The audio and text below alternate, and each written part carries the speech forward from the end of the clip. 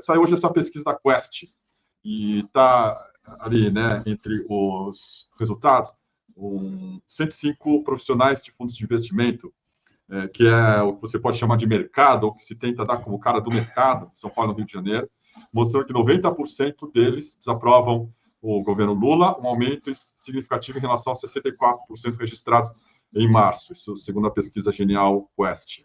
A percepção negativa é influenciada pela política econômica do governo, com 96% dos entrevistados acreditando que as medidas econômicas do país estão indo na direção errada. Além disso, 88% dos participantes projetam uma deterioração do cenário econômico nos próximos meses.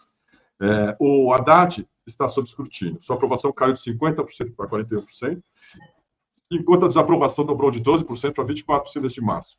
O levantamento indica que 61% dos profissionais do mercado financeiro veem Haddad com menos influência agora do que no início do seu mandato. As medidas fiscais anunciadas pelo governo também foram mal recebidas, com 58% dos entrevistados considerando o pacote fiscal nada satisfatório. Ainda assim, 88% reconhecem que as ações propostas são favoráveis ao cumprimento da regra de gasto do arcabouço fiscal. As mudanças dos benefícios militares, incluindo o fim da morte ficta e da transferência de pensão militar, são altamente apoiadas, com cerca de 99% de aprovação. No entanto, a isenção do imposto de renda para quem ganha até 5 mil por mês é vista negativamente, claro, com 85% dos entrevistados acreditando que prejudicará a economia brasileira. Além disso, 67% dos executivos planejam aumentar seus investimentos no exterior, enquanto apenas 3% consideram reduzir. A credibilidade do novo arcabouço fiscal é questionada por 58% dos entrevistados, e uma grande maioria, 70%, não acredita que o governo se preocupa com o equilíbrio fiscal, pensando mais na popularidade do presidente. Apesar das críticas, 78% dos entrevistados acreditam que a economia está operando acima do potencial, e uma parcela significativa atribui o iminente crescimento do PIB às ações do governo Lula. A confiança do presidente é baixa, com apenas 3% dos profissionais do mercado financeiro expressando alto grau de confiança em Lula. Em contraste, figuras como o presidente do Banco Central, Roberto Campos Neto, e o governador de São Paulo, Tarcísio de Freitas, mantêm alta confiança entre os entrevistados.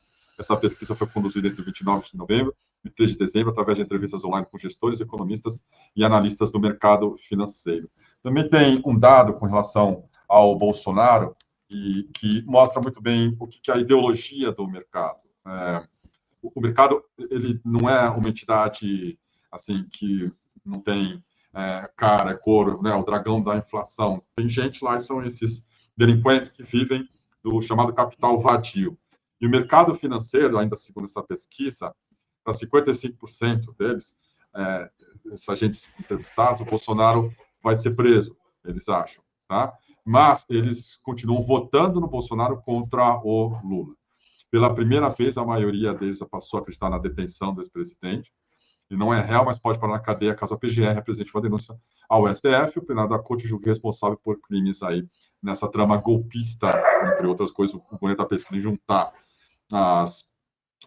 outros inquéritos aí do Bolsonaro.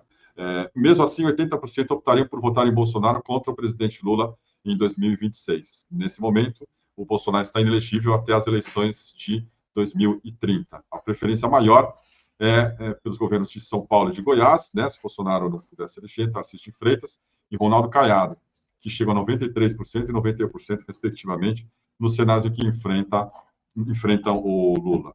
Para 70% deles, 86% no levantamento de março, o atual mandatário será candidato à reeleição, mas não encontrará apoio no segmento. Nas entrevistas, as principais razões da impopularidade do Lula são as seguintes: 86% avaliam que a principal preocupação do governo federal é com a popularidade do seu chefe, 88% acreditam que a economia deve piorar em 2025, e 96% consideram que a política econômica do país vai na direção errada.